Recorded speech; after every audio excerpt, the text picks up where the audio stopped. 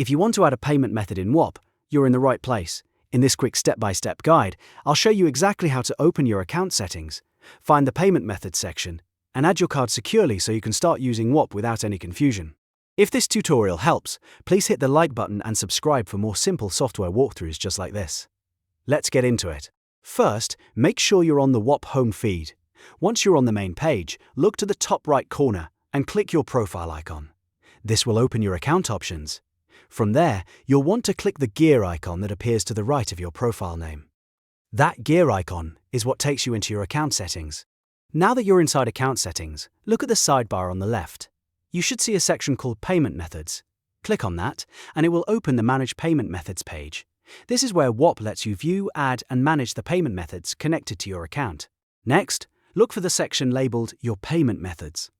Under that area, you'll see a button that says Plus Add Payment Method. Click that button to bring up the payment form. This is the part where you'll enter your card details.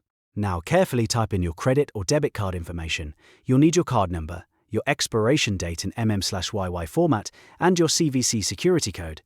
Make sure everything is entered correctly, because even a small typo can cause the payment method to fail.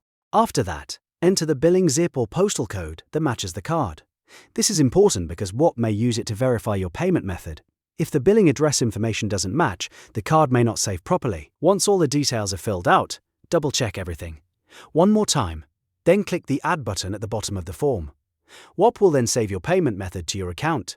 After that, your card should be ready to use for purchases or subscriptions on the platform. And that's it. You've now learned how to add a payment method in Whop step by step.